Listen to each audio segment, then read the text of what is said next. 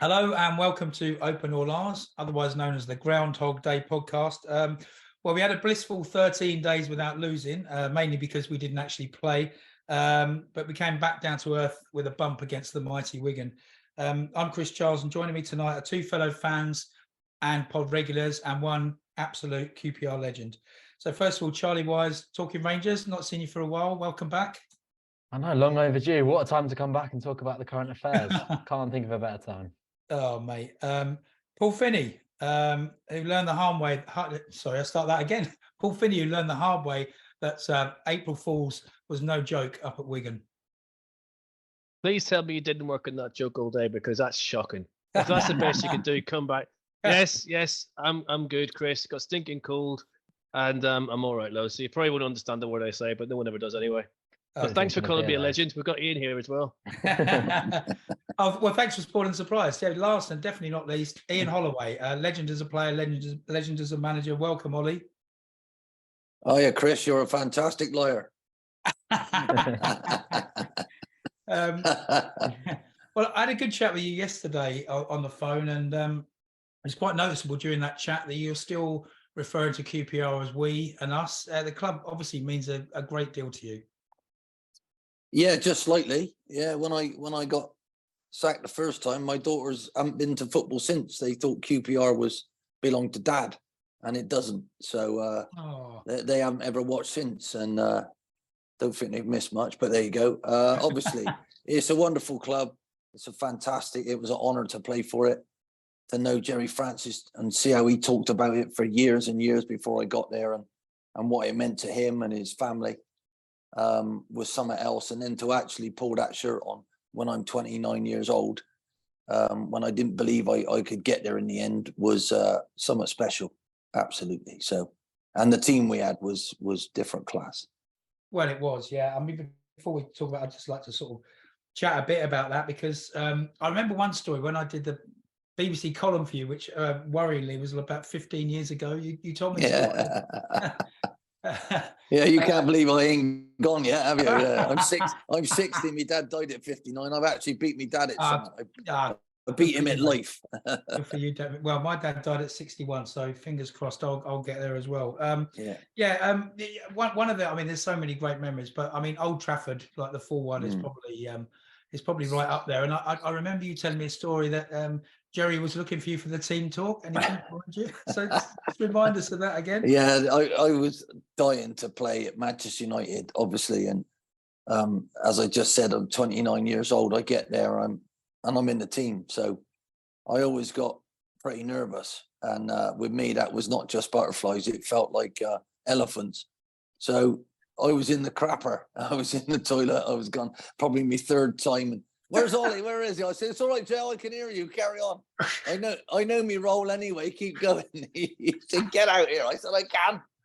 Wait, keep talking. I can hear you. So, and to be honest, the funniest thing about all of it is, yes, I was nervous. We go out there and we're 2-0 up before I touch the ball. And I said to the lads, keep it away from me. We're doing really well. What a day that was, though. I mean, mate, what a day, but what a performance. I mean, yeah.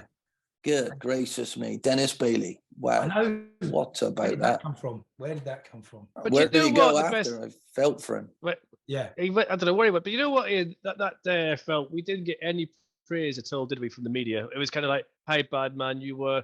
How bad they blew up at our foot. But we beat a few teams that season. We, Mohamed Leeds as well, who went on to win it. That was a great QPR side. Mate, it was, but the fact that I think the shock was he left out Giggs and Kanchelskis, and it was a shock to his team that he left both of them out. He tried to bring them up both on later on, but it was, it played right into our hands. But not being funny, everything went in. I think Sinner scored or Simon Barker scored, and I just thought, God, how did that roll right to us there? And then Dennis turned poor old Steve Bruce inside out. It was unbelievable. I honestly, everything we touched, yes, we played well. Yes, we were a good team, but everything we touched that night went our way. Honestly, it was a bit like Bolton on the weekend against Plymouth. Everything went Bolton's way. It was unbelievable. but you got to make it go your way. I was delighted to play in that team, but the first time you go to Old Trafford and you smash them, I can remember still having a beer in their bar. They were all like shaking their heads. What's going on here? I said, you were lucky to get one, let alone come anywhere near us. We smashed it, but it was Brilliant. But superb. it could be more as well though, because we dominated them, absolutely dominated them. Yeah, but we were quite good, but they were off colour that night, weren't they? Let's face it. And normally at home at that time, they were like streets ahead of everybody else, and they used to get penalties and God knows what because they'd all corral the referee and scream and shout at him. But whatever we did that night, it worked, and I'm glad. Really, really proud of that performance. Now, Charlie, you should be. Charlie, you were about -10, I think, in 1992. But He only must- looks about 10 now. That's a paint on beard. Come on, Cheeky Chaz, bugger. what's going on? I love that fringe. Can you imagine me with that fringe? Thought I saw a surfer on there just now. But Charlie, you obviously remember Ian from the management days, just about, and you must have heard, all the stories of that legendary team, seen footage and everything else. I have, yeah, I've had it fed down from my dad, all those good days. But yeah, more so remember obviously your more recent spell at the helm, and of course an interesting one. But have you got just nice to bring some to the conversation that I can actually relate to. Have you got like a standout? Let's go for like your best moment and like your worst moment from that recent managerial spell. Well, realizing that I wasn't a manager anymore in the way that I found out that they'd already promised it to Steve McLaren 8 or 7 or 8 months before they told me, and they seemed to know about it and I didn't. Wasn't very good. And about 3 days after I lost my mum, that wasn't very good. But such is life, But with me, there's nothing that I got to raving on with Steve McLaren, because I know what he was doing. He was watching our team play because he knew he had the job.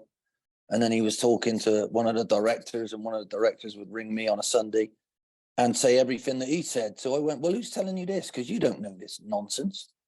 And I did that because I believed that was the right thing to do.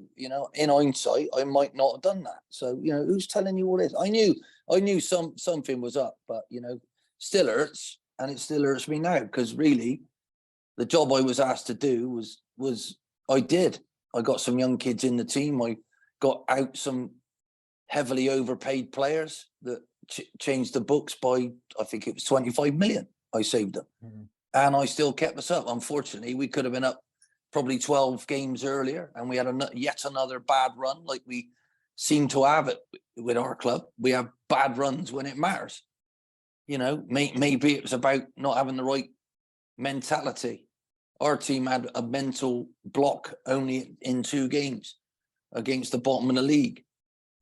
Swindon, son, we lost home and away to Swindon that year. We finished 5th and finished the top London club. And for me, I was fuming because we didn't show the right attitude, and sometimes that ain't what you need. And unfortunately, I believe our club has the mentality to do that sometimes. Don't think they mean it, but I think it happens. And, we do like a nice fancy damn player, don't we? We do. We've always liked a nice flitty, farty, skillful player, but what about the rest? Your team needs to be made up with proper winners, proper people who win the ball back, give it to the ones who can play, get the balance right. And, at this particular moment in time, when I was there, we had a very, very good balance. Jerry worked hard to get the balance. When I came back, I had no chance of getting the balance. I had to get rid of him.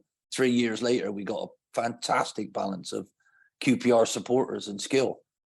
Even Gareth was one of my players in that, and he had everything. He had the fight of a workaholic fighting cock, and he had the skill to score from 25 yards in 2 games, where in one game, twice, I thought, what are you doing shooting from there, mate? And it flew in, but yet we still drew that game against Rushden and Diamond. So life is tough, and what you got to do is appreciate who you are, where you are, and what the club means to you, and then take that joy along with you. Because at the minute, there ain't no joy, is there? There was plenty of joy for me, no matter what, because I didn't look what was happening around me. I wouldn't use that as an excuse, and that's what you might not know, son. We were threatened. It's like the Men in Black. I had the zapper, you know, and I didn't want any of you lot to know, but what I did, I felt quite well, was I had forums and I shared it with you, because we aren't famous anymore. We're actually going to go bust if we do another thing wrong. They would have got rid of us if we went broke one more time. So, you know, at the end of the day, what I had to do was slowly rebuild. But so the good part of it was building with the people like Kevin Gallen, Mark Bircham. They all came back. Martin Rowlands, who loved the club. I brought Paul Furlong in. I wanted to beat people up because they moaned about him playing for Chelsea. For me, that was he was 36. He was going to get me goals, and he did in the end. So, you know, really, you got to stand up for what you believe. But I believed in the club, and I believed it was a working class area of London, which was tough to live in. And they loved their club, and they didn't want to see it go under. And over my dead body, was I going to let the best club I ever played for go under? And I think that showed. What I would say, you know, was it more disappointing the second time rather than the Garden League situation when they did that with McLaren? Because that is that unusual in football? Because we don't obviously know these things, and we don't work in football. We just see it from, you know, from the terraces and stuff totally like that. Unusual. It's totally outlandish. You know, the fact that Steve was there before and Tony thought he did a brilliant job, and then Steve went to Derby and they brought me in because it was Tony who brought me in. And then when Steve was available, Tony decided to tell him, no matter what the job I was doing, was like that he wanted him as his next manager, which is totally unusual. You know, if I get that phone call, come along and watch us playing, I'd say, well, get rid of your manager, then I'll do it. Because that's what that's the sort of rules you should live to, you know. But you shouldn't be going and watching somebody else's team knowing that you're going to be the manager, no matter what happens to him. And your brief was to play the kids, wasn't it? To keep the wage bill down. Well, no, I had to get the wage bill down. Otherwise, we'd have been thrown out of court. You know, we were leaking money left, right, and centre. And I've had that twice. I've been there, so I never had it in a good situation. You know, the first time we were 5.6 million when I took over the budget, and by the end I got us back promoted again. It was 2.8. So I actually cut the budget in half and put them back where they were by one place short of when Jerry got a bonus for doing ever so well. He finished 10th, I finished 11th. And then they still only gave me a 1-year contract, and they tried to get rid of me the following season. Because Paolo, they said Paolo Di Canio there. Good old Gianni Palladini and whoever was behind him. They wanted to bring their own people in. That's who got rid of me at the end, you know. But my team, if you remember, they kept coming back from 1-0 down and winning for me. Because he was going to get rid of me then. But that's life, you know. You got to deal with, that's football, and I'm in it. But when you do a half decent job, I think you should get some credit for that. Unfortunately, I don't think I did. And you know, really, since then, I haven't been the same. I didn't feel that was correct. I haven't put it straight with Steve McLaren face to face. I can't wait to do that. You know, because at the end of the day, you should have some morals about how you get a job. And if they've already got someone in place, you should tell them when you've got rid of him, I'll talk to you. And that should be it. That's how I feel. Not every one of us is the same though, are we? So good luck. And what I'm saying now, I still care about the club like you won't believe. And I won't say anything bad about it. I will not. I'm talking about personally how I felt, which I'm allowed to. I'm relating that to you. But, you know, at the end of the day, they've made some choices, and whatever they do, they're the people on the floor, and I trust them with it, you know. And even when it's going wrong, I know my job is to make sure that I still bring the energy that the team needs. And this is what I wanted to say tonight. For me, Neil Warnock has gone into Huddersfield, right? And let me tell you, I interviewed him last week. And this is fresh. What he does, he makes everybody feel better about themselves than they were before he came. And he does that with every single person there. That's what I had to do with my group. Told them not to think about that. Keep your eyes on what we're doing. And here we go. And I had to try and explain to the fans when we lost to Vauxhall Motors that, hang on a minute, there's some kids here. We're not the QPR. Give me some time. We'll be all right. But I needed you to help me by cheering on the team, bringing that energy that they can't produce for themselves at the moment. And this is the problem. They're at the worst time they've had for years right now, again, and we need to get behind them. We don't need to moan and look at people to blame. I believe we got the right bloke now in Gareth, because he played how I need our team to play now. They need to fight for every single ball. They need to do things that people can't do, and they need to work as a unit and as a team. And he's done it for 10 years. He's never changed clubs. He's never gone in to help a new team who ain't got that confidence. He's a massive bloke to follow with his enthusiasm, and it's almost like a cheerleading. Let's go. And the crowd needs to follow that as well. And I know QPR, they might even be saying, oh, he don't play the right style of football. And do you know what I mean? Our style of football at the minute is losing, because we fanny around with it too much, in my opinion.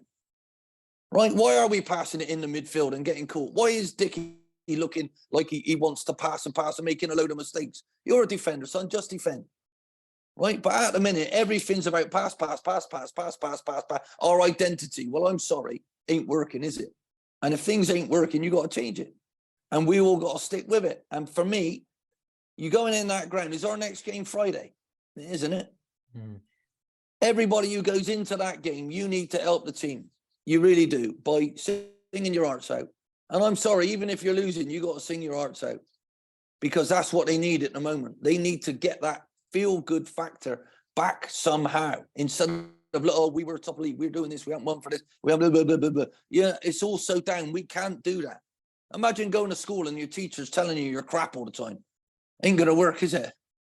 It don't work. I was only good at 2 subjects in school because the teachers had enthusiasm for art and PE.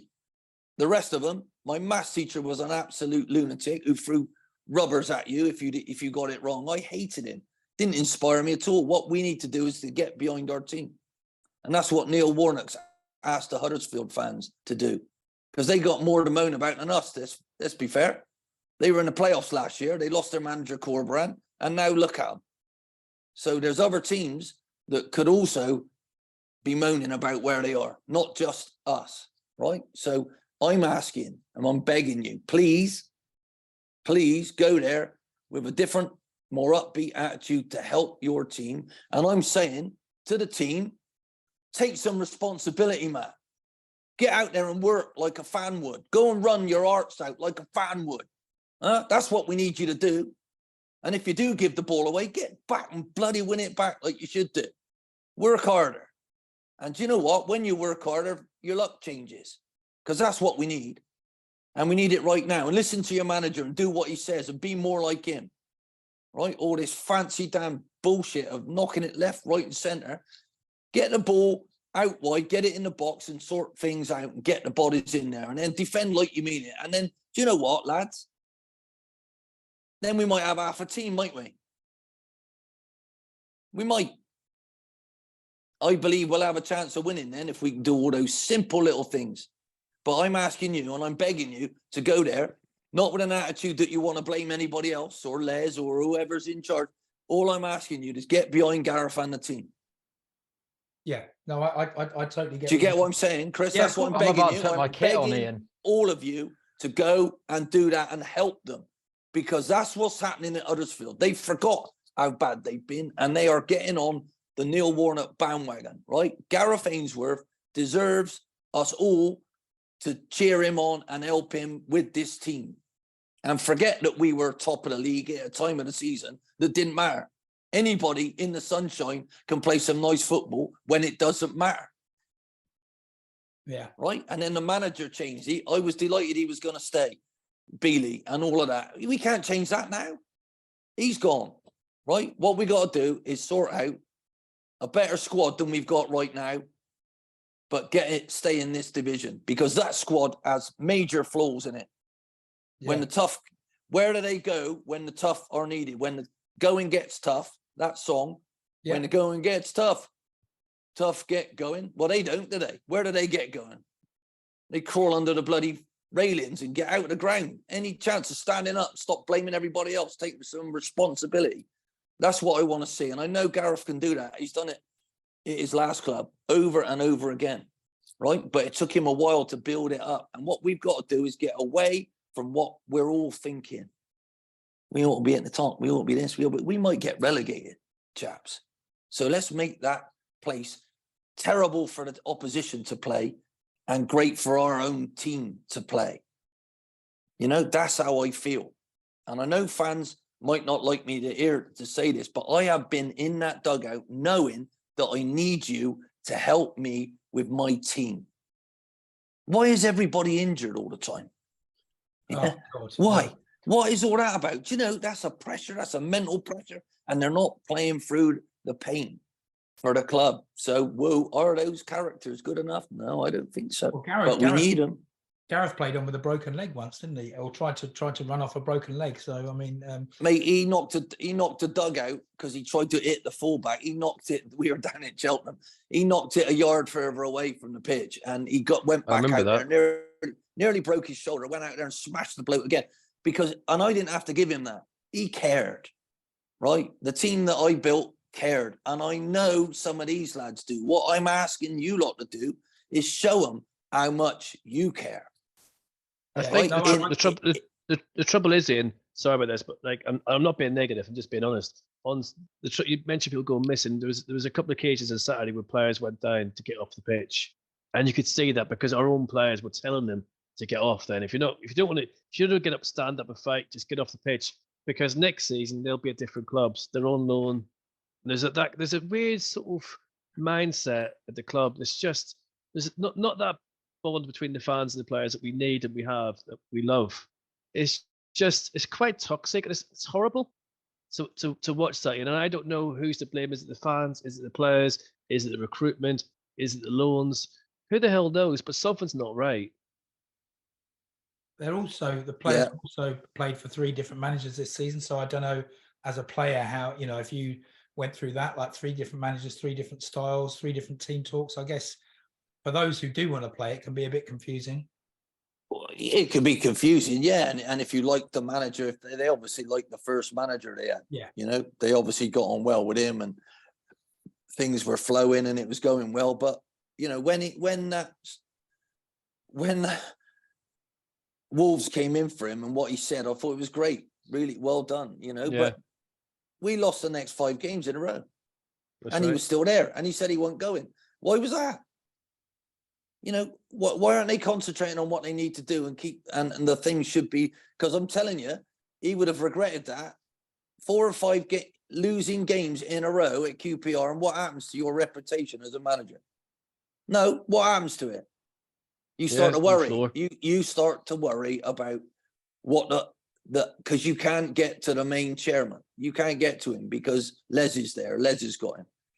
So there's somebody ahead of you all the time. Now, I'm not saying that's right or wrong. I'm saying that's the fact. I had it. Why wasn't Tony talking to me? Why wasn't Ruben talking to me? Why are they talking? And you take that job, that's what you do. Gareth had that, where he's come from. He was the main man with the owner. The owner would come and see him every day. So you know where you stand. And at QPR, a lot of them haven't known where they stood. Even when you think you're stood in a dugout and you're the man and you're doing a half-decent job, they still replace you. So, you know, part of it, look at Chelsea. Look at the state of them. You know? Honestly, it don't matter what you spend. It's how unstable you make it. Right? And how you treat people. Honestly, and it's how you treat people. And you can try and build a club and have everything in place. And if you can't get to where you're going, you're going to have to look at it again because you ain't got the right vehicle to get you there. So something's got to change. It ain't always just the manager. How many of those other staff have stayed in place since I was there 4 or 5 years ago? How many of them? I went out there the other day. There's loads of them still there. You know, hang on a minute. You ain't got us there yet. What are you still doing it? Oh, my God. Our youth team can't win a game. Life's about winning. Yeah, and you can't keep putting the young ones up to test them all the time and then let them lose all the time because you'll get a losing atmosphere. What you have to do is build something. And I'm asking the fans to help the team right now, not moan at the board, right? Because right now, we need at least 2 wins, at least probably 3. We need, right? And I can't see where they're coming from, neither can you. But they ain't going to come if we all go there on Friday and start moaning. That ain't the atmosphere that those players need to help. They need some help now. They can't muster it themselves. They need all those super hoops to get right behind them and sing their hearts out. Even if we're losing, you sing your hearts out, you keep going, and you make an atmosphere where your players aren't afraid to fail. My Blackpool fans did that for me, and they did it every week. This is the best trip we've ever been on. Right? And that's what we need. And can we do this when we're really up against it and we don't believe, and we know there's some problems within that group, you know? And what I'm saying is we need to trust that we can get Gareth to sort it out once he keeps us in there. No way do we need to go down.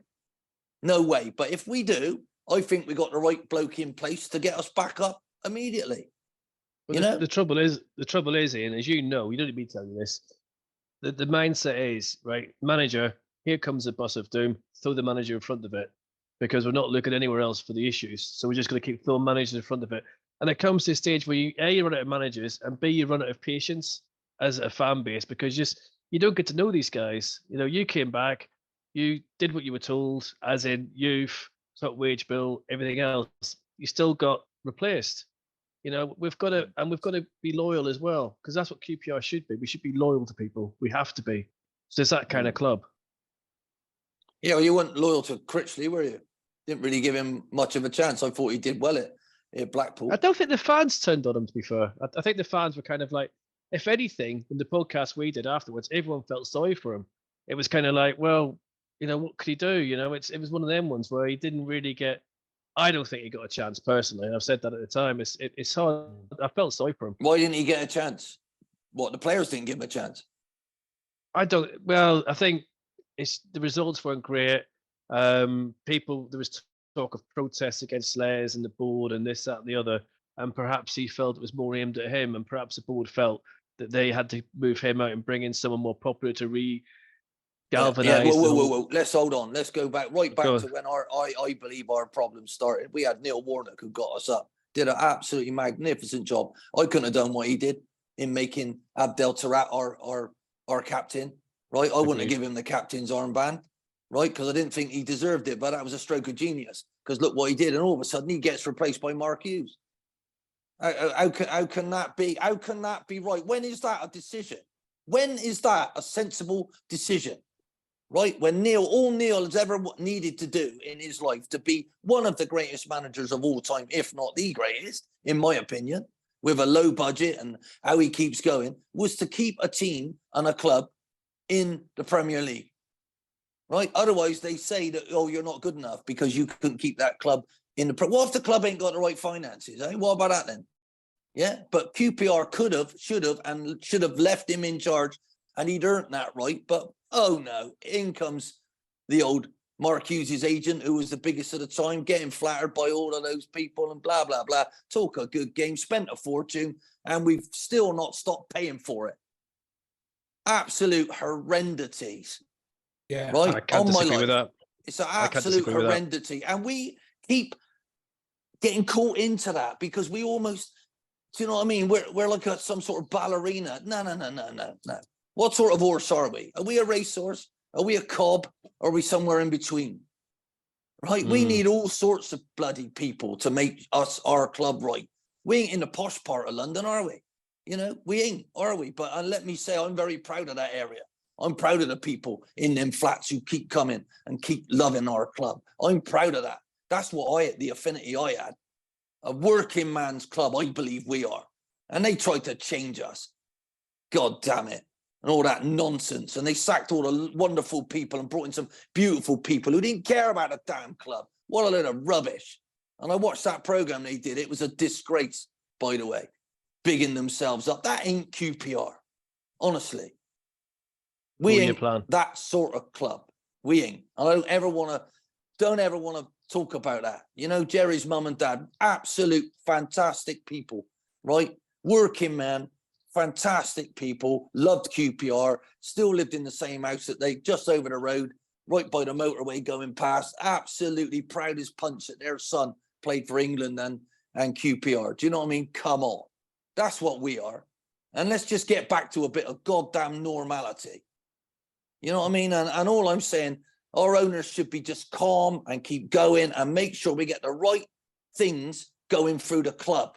hard work, determination, not just tippy-tappy bullshit at times, right? We don't want the fancy danners. We don't, right? We want a proper team who plays the proper way, and it doesn't have to be like Guardiola's team, you know, because that is nonsensical. How many goals have we given by rolling it out, rolling it here, rolling it out, rolling it here? What is wrong with hitting a ball in behind their opposite fullback when he's gone too far? What's wrong with getting behind people? What's wrong with that? What's wrong with every now and again doing something slightly different? Do you know what I mean? Instead of getting predictable, and then you're asking people to do that when they ain't got no confidence. It's a recipe for disaster, right? You have to win games. And at the football club, they should win games. And my youth team were told to plan of action in a game, right? I went, no, we're not doing that. Teach them how to win. Oh, no, we've got some things that we've got to teach them. No. You should be teaching people how to win and what to do when you're losing to take away the risks, right? Well, that's certainly what we need at the moment. I mean, you know, we're in desperate situation. I think anyone doesn't care how a win comes at this stage. What I would say is though, when because I know you had a situation at Leicester, you've always been a brilliant motivator, but you had a situation at Leicester where it was like you players that you just couldn't get through to them. Am I right in saying that? And it wasn't. Well, we had 72 players. That's why. It was a bit like Chelsea, but in reverse. These weren't the best players. I had two 36-year-olds who were on so much money. I had a goalie come to me. I know I'm seventh choice, but I'm not going out on loan. I'm going to take their money. I got another 2 years, so I won't cause you a day's problem. What you got to do is have a look at what you've got, and you know, at the end of the day, have we got the right balance? You know, and you can go back to who's buying this, who's doing this, who's doing that, who's doing that. That ain't the time to do it. Now is not for me to come on here and say they've all got it wrong, because I don't know if they have. What I'm saying is we got to forget that we were top of the league under a totally different manager. We got to forget we then gave it to someone else, and now he's now gone. And we got to join in with Gareth and making it a safe place to come, providing you work hard. If you work hard, we'll have it.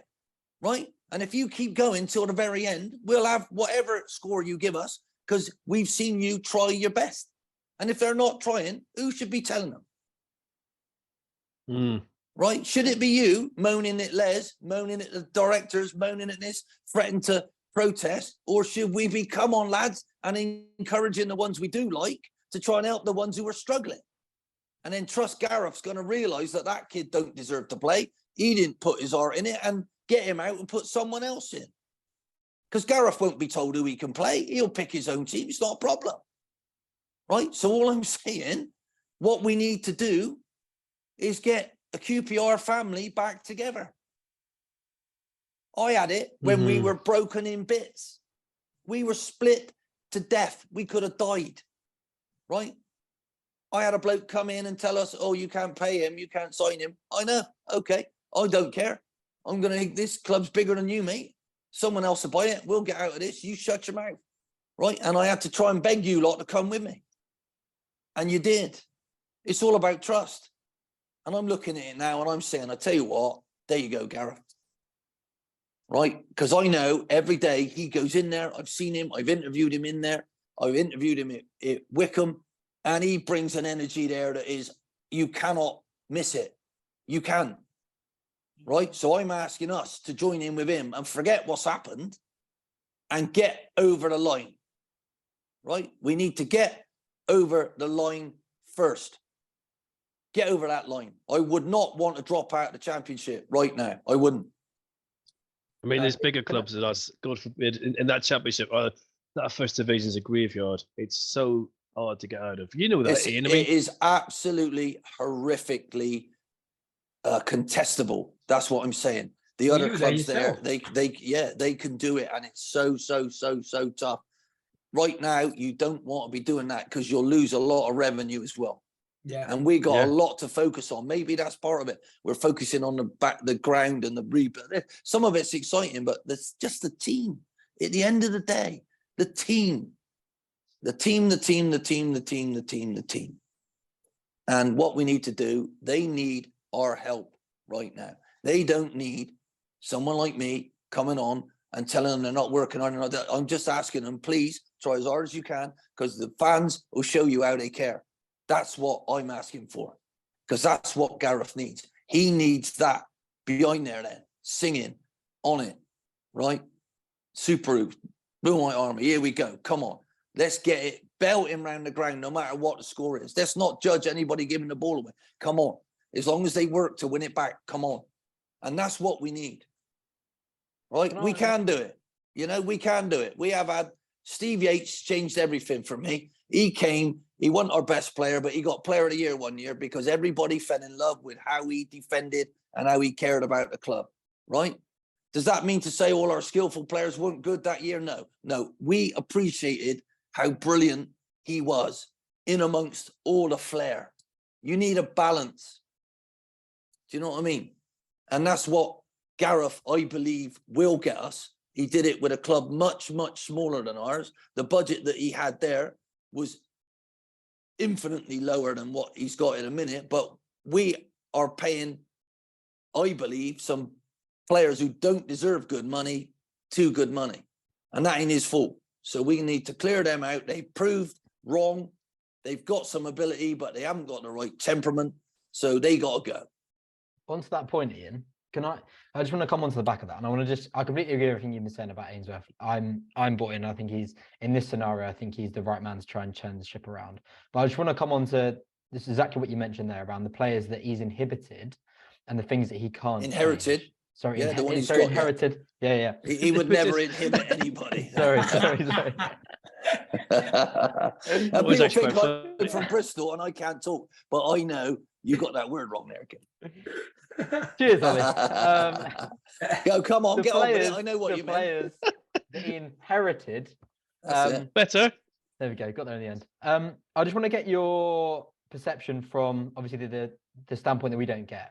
Have you been in scenarios before when things have hit the fan, when teams are in crisis, when the results aren't going the right way, where there's loan players that have been bought in that don't buy in, they don't fight the same way that other players do. When it comes to the end of the season, they're off, they don't have the repercussions. Have you been in that scenario before where players simply just down tools because they're gone at the end of the season? I think that is in some elements what we're facing a lot now. Have you faced that before? If I had a lone player who didn't try harder than my team and I've brought him in, he would be gone.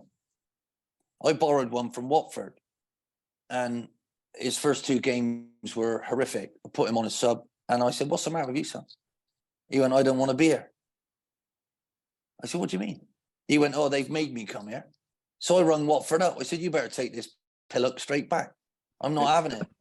No, I'm not having it. And what happened? He came from Udinese and he was moaning that he wanted to go back to Udinese. He didn't even want to be at Watford, right? And I'm sorry, the way the game is these days, right?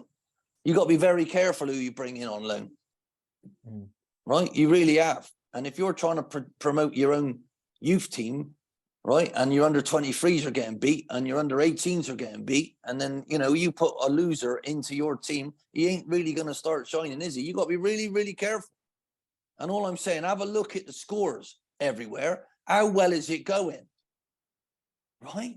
So I'm saying we're bringing these people in. And if it was a club thing that we're going to borrow people on loan, if those kids don't want to be there, what do you think Gareth will say to them? And what do you think he'll do?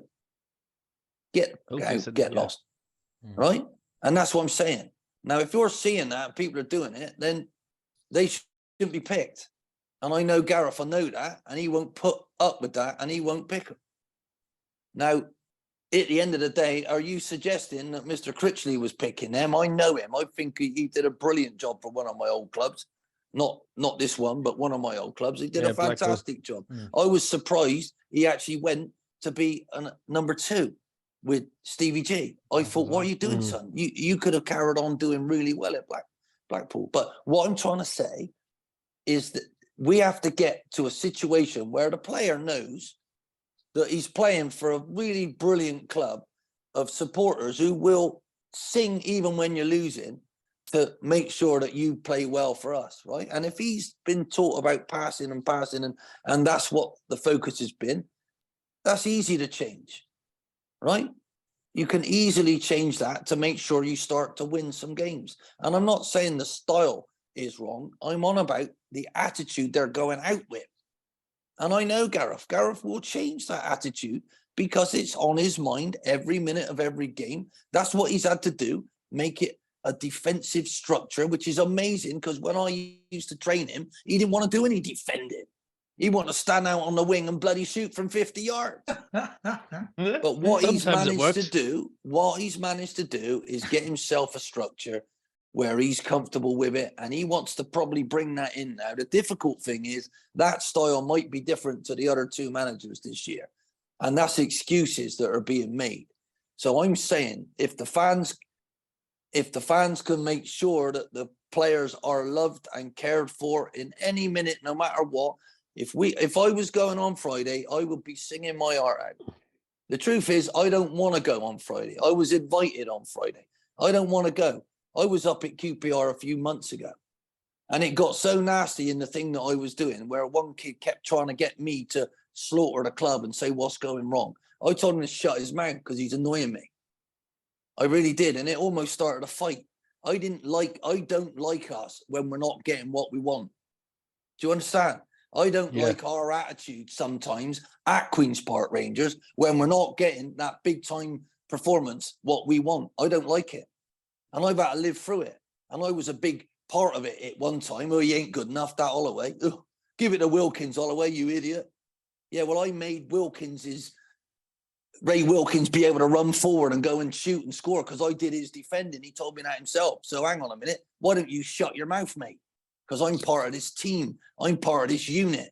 And I might be not as pretty as a midfielder as you would want, but hang on a minute. I'm doing a damn good job here. So what I'm saying, that's what we're like a little bit. And I don't want us to be like that right now. Honestly, we cannot afford to be like that now because that atmosphere, if you're a kid and you're going into the classroom and that class is disrupted and the teachers, do you know what? You got every excuse under the sun. If you go in and everybody's really positive, we're going to do well today, come on in, that'll lift you to where maybe you can't get yourself. That's what I'm asking us to do. Because I'm telling you, you care, I care, Gareth cares. Everybody there is doing it, they care, but I'm telling you, that group of players have a major fault. They don't argue with each other, they don't stir each other up, some of them, and they got to go. And they will go at the right time, but we need them now to put in some performances. And if they're not, do you know what? If they're not, I trust Gareth to wheedle them out, get them by the ear all and get them out of the fucking dressing room. That's what I believe. Yeah. Because he wants to win. Do you understand? He wants to win. Yeah. He deserves better than this. So sort yourselves out. Just go back. Sorry, Chris. Just going back there to the Bush Hall, Ian. That wasn't it should have been a good night, and I'm sure for a lot of people it was a good night, but that clearly left a bad taste in your mouth. That experience. Mate, I was half expecting it with the atmosphere. The atmosphere was terrible. They wanted me to talk about the team now. I don't know anything about the team. I haven't watched the team. I've been so focused on doing the other things that I've been asked to do. I probably know more about other teams than when QPR were doing well. Do you get what I mean? Yeah, and of that, course. to me, that didn't matter, right? I was surprised they took Beale in the first place. I know nothing about him, but oh, well, that was good. Oh, hang on. Wolves want him. It might have been better for him to go. They'd have had more chance to bring someone else. But at the end of the day, they made some decisions of who to choose, and it hasn't worked. So I'm saying, have a look at them as well. It can't be just who's making the decisions here. Hang on, here we go. Because if you're not getting there, you don't keep banging your head against the brick wall, do you? You change things and you keep moving, and you have to do it. I went to Palace. I tried to play the same way as Blackpool. I had to go back to the way they were doing it. I'd have ruined their season. I had to look at the stats, look at what they did, and go back to their defensive structure and then counter-attack. Exactly how Dougie Freeman set up. And I was clever enough to do that. And I got them back on board. But I couldn't last the next season because Steve wanted something else. And that's the whole point. Your managers only get a chance because the owners want something else. As Steve said to me, oh, it's my show, Ollie. He signed a player that I didn't even know was coming. And I had the raving up about it. And he went, it's my show, it's not yours. And the truth is, that's what it is. You know, Gareth has had a club and it was his club. He could more or less do what he wanted with that club, right? That ain't QPR. He's got a massive thing to change and learn and see how it goes. And do you know what? He's very clever and he'll sort it out really quickly. But what we don't need to do is start judging him, right? His record is easily good enough from how he played for us, from what he's going to do. And if he goes a little bit more forward than we are used to, that ain't a bad thing at a minute, because we're giving a fucking ball away everywhere. Right? You have to be confident to play out at the right time with the right things. And if our players ain't confident, the last thing you want, you got to change something. Right? And it's only clever little tweaks. It ain't old-fashioned. It ain't dinosaurs. Good God. How is Neil Warnock winning a game? It's bullshit. How can Tony Pulis win so many games? It's all bullshit. What you got to do is see what your team is and how good they are at the minute, and then help them over that line. So we need to help them feel a lot better about themselves and stop looking for people to blame. That's easy. We can't afford to do that right now. Yeah. Right. And I'll be fair with you. When I was first given the job, I wasn't good enough for you lot. I wasn't good enough. You wanted someone bigger, someone better. That's what Londoners want a lot of the time. Right. I'm sorry. That ain't always the way. Ask Chelsea what they might want. They never even wanted Potter. You know, it's absolute nonsense. I'm saying what we got to do is get the best out of our players ourselves. And you're not going to get that if you go there with an attitude and start moaning, like people used to moan at Paul Furlong, right? Because he played for Chelsea. That ain't a good enough reason to moan at him, is it? When he's trying to score goals for us. You absolute numpty. That ain't right, is it? Why are you bringing that up now? You're not helping him. He's my player. He wants to score for us. Why don't you shut your face about who he used to play for and get some support there? You know, and all I'm asking you to do is be a QPR supporter. And I know the love you got in your hearts, and I know it, and I felt it, and it's been absolutely so true. It's so blue and so true. I need you right now to help that team over the line. Right? And I haven't even watched it play, and I don't really want to, because I could probably put some names to the things that I'm saying. He ain't trying hard enough. I wouldn't let him get away with that. Like I did about Abdel Tarat, right? You lot loved him. I wouldn't have, because he turned up late. He wasn't respectful. He wasn't this, he wasn't that, but he had a bit of brilliance about him, and he won us some games. I wanted him to be the best him he could be, and I wouldn't let him be late getting there. I wouldn't let him disrespect the rest of his team and give him the captaincy, because your captain has to be the best at everything, not just playing, the best at everything. So what I'm trying to say to you, we are up against Neil Warnock, who has gone into Huddersfield and he's wafted away the horrible, smelly fart feeling of last year. And, we've all got Carlos Corberán and all that. He's got rid of all of that. He's come back. Help me, will you? Can you help our players play well? I've heard him. Can you help us? Can you get a great atmosphere? They just smashed someone 4-2, you know, on the weekend. I sent him a message. Brilliant. Because what he's doing is making you feel fantastic. And who's doing that for us? I know Gareth is. Any chance of you lot helping on Friday? Yeah. Well, like you did for me. Honestly, yeah, we did, mate. You did for me. I'm struggling to get a word in edgeways here, Ollie, because I know you're very passionate. But I was just going back to the thing you said about the characters in the team, about the characters you had. For me personally, I think what we lack is a lot of leaders. In fact, we don't have hardly any leaders. As soon as they go 1-0 down, they go into their shell, they retreat. What you had, what Neil Warnock had in Derry Hill, was some leaders on the pitch. Yeah, but has Neil got that at Huddersfield? I don't know, to be honest. No, he hasn't. He's taken over a squad that is one of the worst he's seen, he said. But what he's doing is making them feel good about themselves. Yeah. In every way. Making them enjoy things, having a bit of a laugh, doing this, doing that. I mean, what is happening at QPR? Gareth does that at his last club. Doesn't matter. You know, everything's too serious. Oh, my God. What the fuck's the matter with everybody? And all I wanted to do is to just try and make you see, being in that dressing room is very much like being in a schoolyard and going into a lesson. You imagine you going into a lesson with a teacher, right, who's trying to say something, and you're a bit nervous because you got in your last few tests, you got them all wrong, and oh God, and it might start again, oh Christ. And then the crowd's then going to moan at the owners, and you don't know where you stand. And you got a hell of a lot of get-outs there. I want that taken away. I want the crowd helping the team, so they got no excuse. And they are encouraged to try as hard as they can. Let Gareth, he's seen who didn't do it last week. He's seen who keeps failing him. In you go, Gareth, with a new lot. And I want our crowd to walk in totally fresh, like they've had the best 3 months of their lives. Like you just won the effing lottery. Here we go. Happy days. Everything's sorted. You can go in there and just pretend to make that atmosphere what it is when QPR are great. Because there's no other place like it. There is no other place on a night match under the lights like Loftus Road when you boys are singing your hearts out. And that's what I think Gareth needs and our team needs. Well, we did it for you against Oldham, didn't we? I mean, that's probably the best. That's my whole I've ever point. seen. That's my whole point. That was probably the best night of my life because you lot loved every minute, even when we weren't in front. And that helped Paul Furlong score that absolutely marvellous goal. Do you know what I mean? I remember the feeling that we had when we went 1-0 down away at Oldham.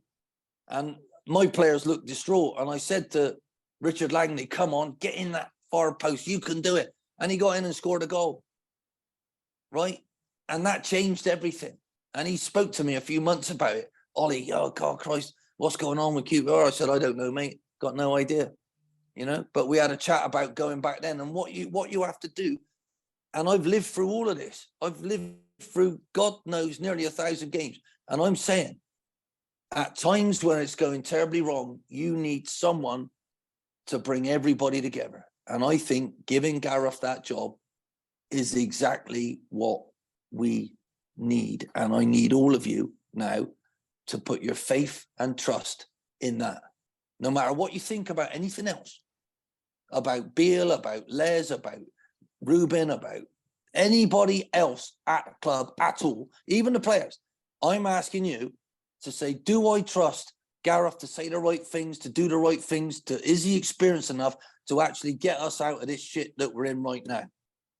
And do you know what?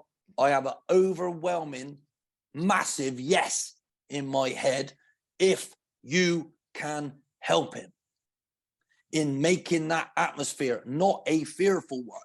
The team can deal with it. Young people these days aren't like the ones who, when I was brought up, they aren't. We were bullied within an inch of our life to be strong enough mentally to deal with things. And if you weren't, you would fail. So us lot, we made it because we were mentally like, oh my God, they're not like that anymore. And I don't want them to be. Football is changing for the better. But what you need is a feeling. What is confidence? Confidence is an anticipation of a positive outcome. And all I'm hearing when you started talking, and I let you talk at the start of this, because I'm so excited. That, yeah. I'm so excited about what I'm saying. I want you to all to realize is you haven't got that anticipation anymore. You haven't.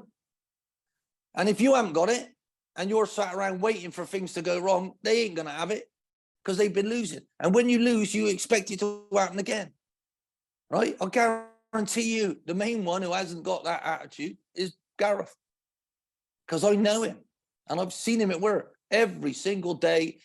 It's a joy for him to go to work and he loves it because he has his music, he has his thing, he has his family. It's absolutely brilliant. Right? And who he is, he's exactly the right person for us now to trust, but he needs our help by encouraging the team that you lot currently don't like. That's the truth. You've gone off them, you don't trust them, you don't like them, and then we've got to forget all of that shit and help them over the line. Even if we limp there, even if we got one eye closed, one arm behind our back, we got to get over that line. Right? And I'm begging you to give even a tiny bit of what you gave me to this team right now, because they need it. Gotcha. Right, listen, we're going to be wrapping up soon. Paul, Charlie first. Anything else you want to say before we go into the R's end, which is just where we give our final thought?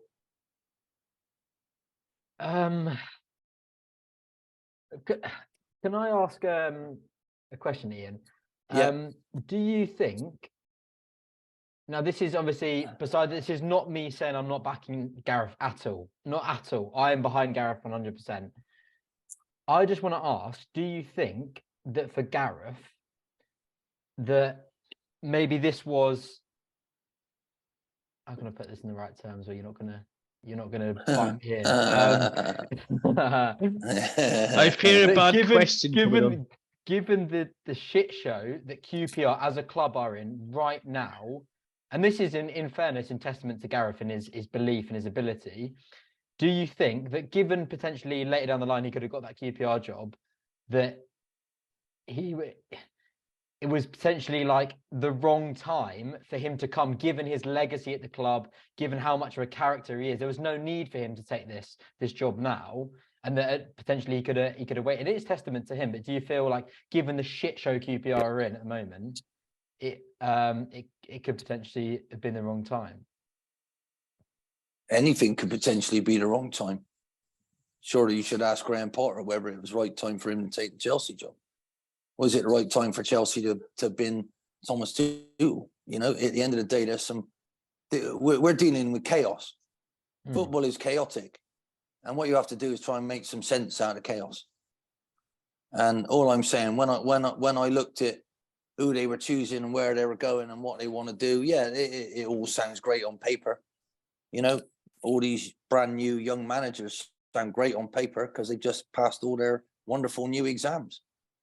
You know, but what life's about is having experience and understanding that you've worked in certain areas. You know how you motivate your team. You know when you're an underdog. You know, and for me, QPR will always be an underdog. We are never that huge team that we think we are. And unfortunately, some QPR fans actually do think we're the biggest London team there's ever been. I don't agree with that. I don't. Right? We were fighting, punching way above our weight for years and years and years. We had a brilliant team with Jerry Francis, and don't talk about my team. They should have won the title, mate. You know, and I'm saying that Gareth felt it was right for him, and I spoke to him about it. I saw him 2 weeks before at his club, and I was jealous. I thought it was brilliant what he had going. You know, the joy on their faces, and I knew some of the players, so I was up chatting to them. It was absolutely fantastic, and they were waxing lyrical about the bloke. And wow, I thought he's really come of age. What he hasn't got is the experience to make the change. Right? He's not used to stepping into a new situation. And I guarantee you, he will be so shocked at how many staff he's got at that place, and how many of them are actually totally and utterly needed. I hate to say it. If I went in, I would have a right clear out and have a start again. But that's not my shout. Gareth, for me, should have been given the job a couple of years ago. Right?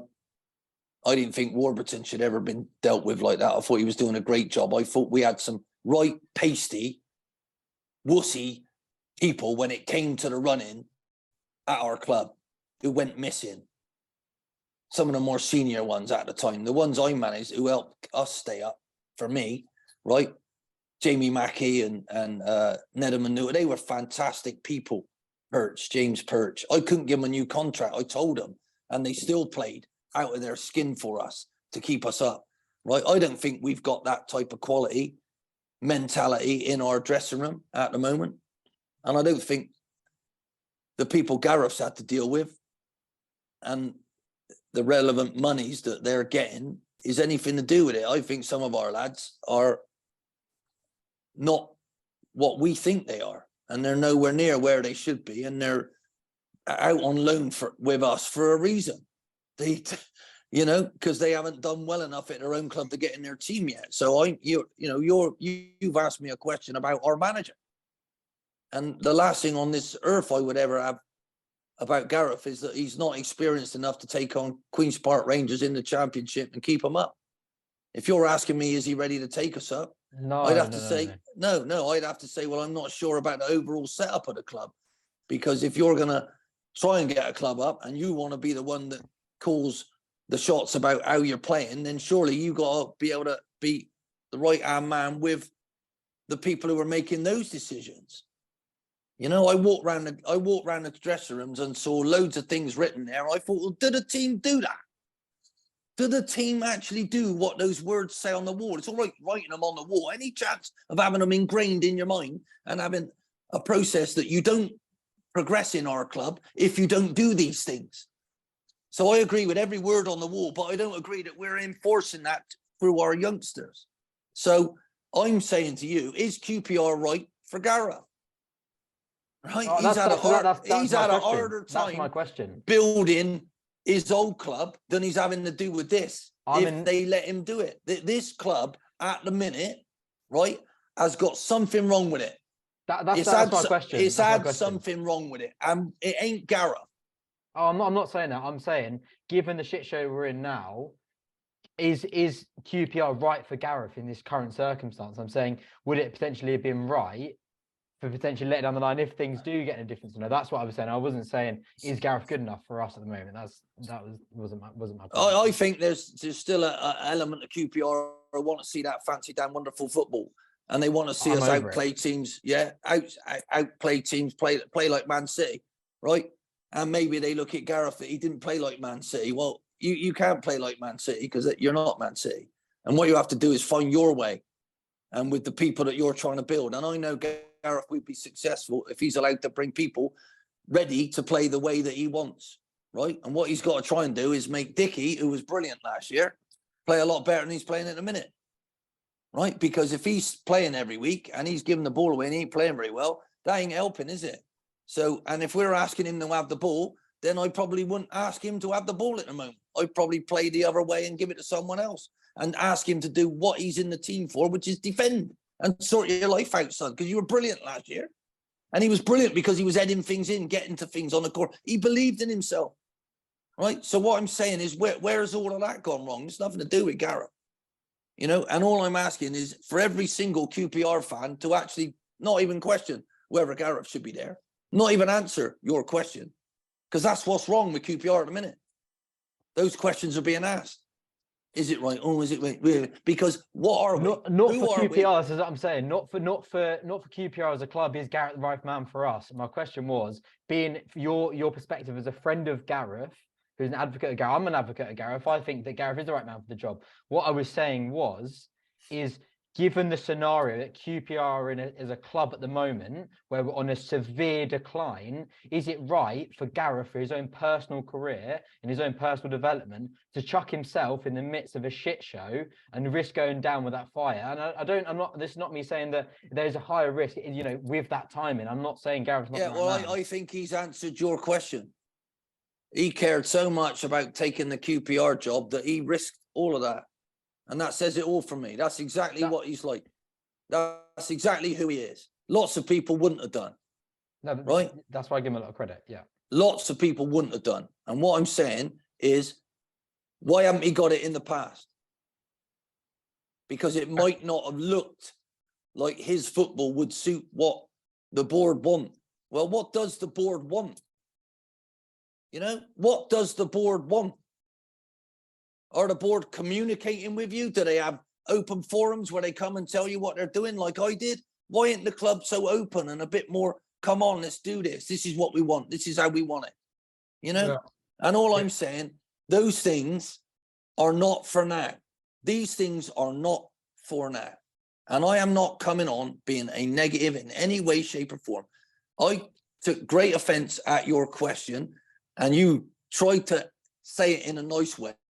What you're trying to say, son, is QPR-itis, right? QPR are not the QPR they used to be, and they're in grave danger of going back to where they were and the shit show that I had. With these people in charge, you've got all sorts of money, and look how much we've wasted and how much we've thrown away on wrong characters. Life is about trusting the people, and I trust Gareth to do it. And I need the fans, so right? Holly, I think whichever type of football, wherever you've come from, whether you've seen the Stanley Bowls, like some of our wonderful people have, whether you've seen the great teams, it doesn't matter. Any young kid in a QPR shirt, all I'm saying, come on then, lads, let's go and cheer these boys on. Yeah, let's go and sing as if you've never started singing, even if we're one down, doesn't matter. This is your happiest days, Christmas Day every minute. Come on, let's let the team feel that, because that's what's missing. Yeah. Right? Put it this way: if we win on Friday, then we win next Saturday, and then we win the next game, I'll phone you up and say, "There you go, thanks ever so much." That's what I'm talking about. If that happens, mate, we'll parade you round, and I'll personally buy you. It's nothing to do with me. At a It's restaurant nothing of to your do choice. with me. I am a QPR fan, Yeah. right? I've had to become one because I loved playing for you lot, and then I loved. It was a privilege to manage you twice, right? So all I'm saying, I have that infinity and affection, and I get it, right? And I'm real. I came along when we were shit. We were shit. We didn't have stand bowls then. We didn't, and I wanted to make us as good as that again. And my team now, I wish I was brave enough to play the same way as I did at Blackpool with my team. I could have had Paul Furlong up the middle. I could have dropped Kevin Gallen off, right? I could have had Gareth one side, pushed him right on. I could have Lee Cook the other. We could have played that wonderful, right? Push me fullbacks in. How good could we have been? How much easier would it have been? And I'd probably move Martin Rodens to be an attacking right back. Do you know what I mean? Who knows? All I'm saying is all of these things don't matter. We need to create a magnificent atmosphere for our team to play in, whether they deserve it or not. Yeah. And at the Brilliant. moment, I can't say they deserve it, but I'm saying it will truly, truly help. Brilliant. Like you won't believe, right? COVID killed me and football. I was going into a ground. My wife had cancer before. You're not allowed to get within 2 meters of people. There was nobody in the crowd. And I'm thinking, hang on, one of my lads just touched that bloke there. Hang on a minute. I might give my wife this. He could have it. Mm. And that ain't right, is it? Right? And I'm telling you, it was dead without the people who come and support it. QPR are nothing without their supporters. And I'm begging you right now, I'm absolutely begging every single one of you now to act as if that's your favorite team in the world right now, because I know it is. And they're doing as well as you've ever seen. And you're singing your head off as loud as you can on a karaoke machine to help them over the line. Is that too much? Is that too much to ask for? Do you understand what I'm asking you to try and create in that ground? That's what I'm asking. And if they can't do it, right, after you've done that, then you can give them some stick. Is that fair enough? That's fair enough, mate. Listen, we've come to the end of the podcast. I thought you were only coming on for 15 minutes, but that's brilliant, mate. Listen, at the end of the podcast, we have something called the R's End, where we just say just a final thought. So we'll end with you, of course. Paul, we'll start at Charlie. Your final thought, and we're not going to ask you for a prediction, Ollie, but for Charlie and Paul, final thoughts and prediction for the game against Preston. Ours End, I've just got to make sure that I come back with no voice. Otherwise, I think Ollie might hunt me down. But I will. I'm looking for you, Charlie. I'm looking.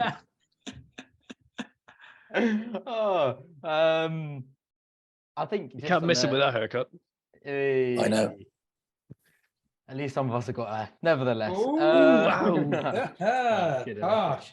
Mate, I just saw a little bald spot on the top there, kid. You're trying to hide it. Where's that, Ollie? Where's that, mate? There, yeah, it's at the back there. There it is. Yeah. I'm not sure. You'll be like me soon, Charlie. You got a long way to go there. Tiny sunroof coming. Oh. Yes, Charlie. What a podcast. Yeah, I think just to echo what Lee has been saying to us, I think that much to my belief anyway, the standpoint that I don't think that Ainsworth is or Gareth is getting thrown under the bus. I think that the whole club come the summer needs complete assessment from every level up, top to bottom, because there's many other problems there's many problems rooting throughout this club that have got us this decline. So I just wanted to make it clear that my assessment was not of that Gareth isn't the man or he's the problem. It's there's many a problem top to bottom that we need serious. What you're trying to say is, Charlie, is we've got 99 problems and Gareth isn't one of them. Of course. If that means I get out of this podcast alive, then that's what I'm happy to say. And I agree. What's your prediction for Preston score, Charlie? Probably 6-0 if Gareth is manager. No. I'm West Brom. I'm West Brom Monday. Okay, well, I'll do mine. I just want to reiterate that on the 15th, we've got the walk for the QPR Tiger Cubs, which is the team for kids with Down syndrome, and we're walking 10 miles or maybe more to raise money. So to raise money for that, please Google Tiger Feet 13. Any help is really appreciated. And that's something at the club that is going completely right. That's that community side that does so much. As it always has. You're As it always absolutely has, yeah. fantastic. Spot a on, lot of it. Chris. Yeah. So I'm going to go an optimistic 2-1 against Preston for us. Paul? Well, don't forget we've got West Brom as well, but maybe we just best ignore that. Oh, we do that all the time, yes. One game at a time, literally. Sweet Jesus. Two quick stories. On Saturday, there's me and 4 other guys from Northern Ireland, which got walked in the middle of the Wigan youth, who were calling us all this Cockney scum and Cockney bastards. And the look on their face, we all turned around and said, we're actually Belfast bastards. And they couldn't go, so why do you put QPR for Belfast? And every single one of us was like, why not? We're a great side. We're a great team. We love our club. And why do you support Wigan? So that was quite funny. But they're all like in their little vapes and their designer word. It was actually quite funny.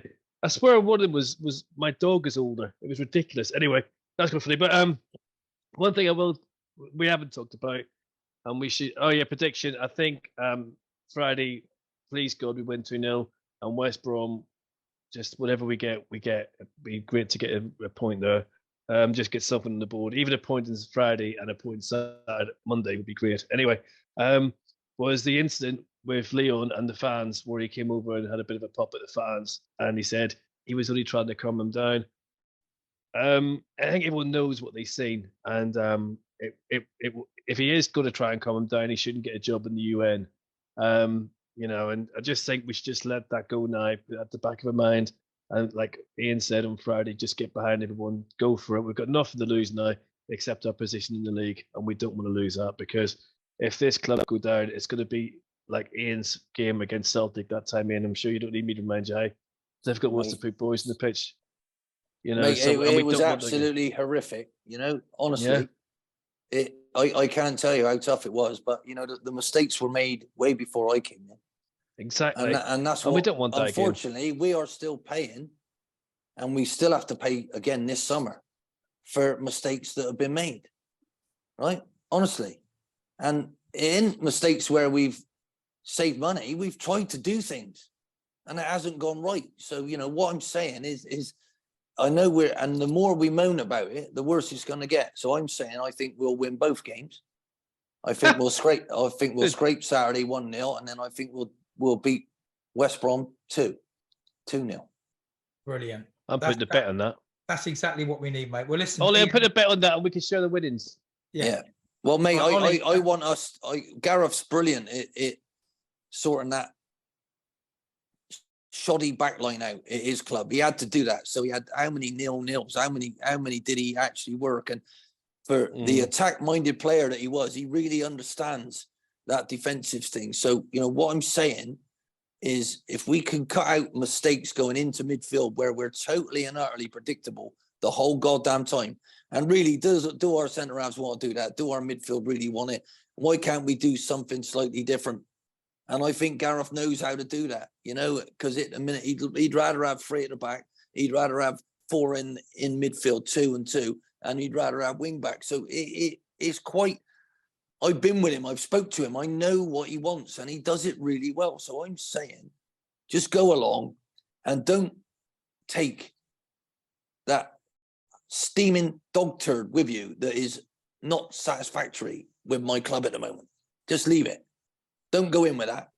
I get one of them every morning, right? I got a Chihuahua, and when it rains, he won't go out. So I get a turd every morning at least. One of them's from him, and the other dogs now start shitting where he has. So I don't need that smell every morning. I got to deal with it. And now I ignore against him. Why are you shitting in my house when you could go out in the garden? Right? So we got to forget about it. Why isn't QPR what it should be? Do you know what? Let's make it what it should be. We can do it. Keep going. Love you lot. And Gareth does. And let's just not worry about anybody else. We can sort that out. Right? Amen. Perfect. Thank you. That's Thank a perfect end to the Ollie. podcast. Thank you so much, Ollie. And to Paul, as always, Charlie, of course. that was a fascinating hour and a bit in your country. I'm sorry I dominated. I can't tell you. I am Did you? I so didn't passionate notice. about this because I've been there, I've seen it, and I'm telling you, I've worn your shirt, and I know how it feels Well, it's to good be to out speak there. to I someone. know how it feels to be out there when people are moaning, and Yeah. it ain't good. You're too close to it. You can hear it, and I'm telling you, it absolutely deflates you. No, you've every right to say whatever you want to say, Ollie. Thanks You've again, earned that and- right.